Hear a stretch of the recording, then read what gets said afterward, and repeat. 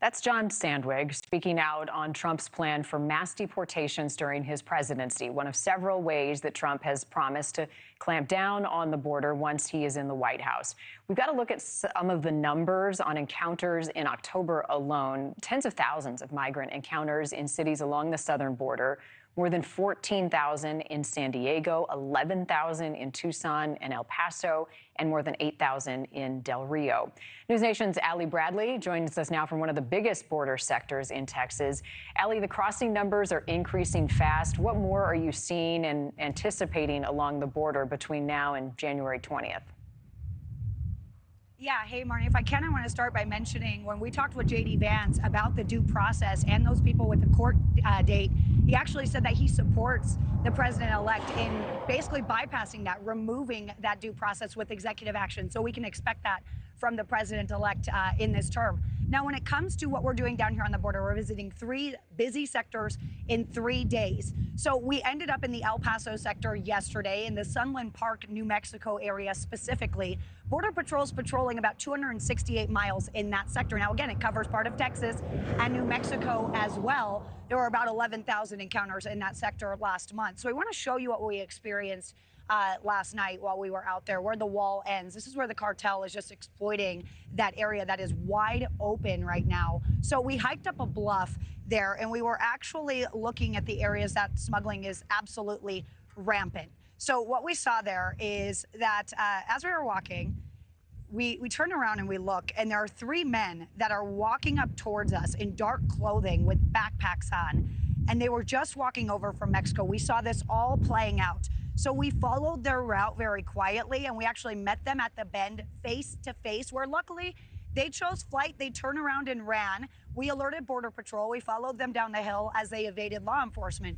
Then we turned around. There was a man standing on the Mexico side of the boundary with an AR-style rifle. He actually lifted up and showed it to us, and then he walked away as we were recording. Now, law enforcement tell me that he was likely helping the 3 men who we saw running. Now, throughout the afternoon, they were scouting that area. They were up on that ridge, waiting until they got the all clear, basically, to send people over illegally. So we talked with people living in the Sunland Park area in this sector about what they're experiencing, and they're telling us they're looking forward to change. If they come in legally, that's fine. But I know too many of them that are here illegally and causing crime and all that in this town, especially the downtown area. We don't need that in America. He's going to make America great again. Okay, so Marnie, as soon as we left there, we actually got multiple reports that shots were fired over at U.S. soldiers, at Texas military soldiers. One shot came within 10 feet of one of those individuals. Luckily, no one was hurt, but that's the reality down there in that area. It is not safe. It is very dangerous. And we were right there in the front row seat to it all. Still an issue down there in the El Paso sector, Marnie. Yeah, wow, Allie, pretty unsettling encounter there. What's the sentiment as you talk to your sources, leaders from all of those border states following the Trump-Vance victory and what they are anticipating? So, of course, New Mexico has completely different policies when it comes to border security, more of a blue state, of course.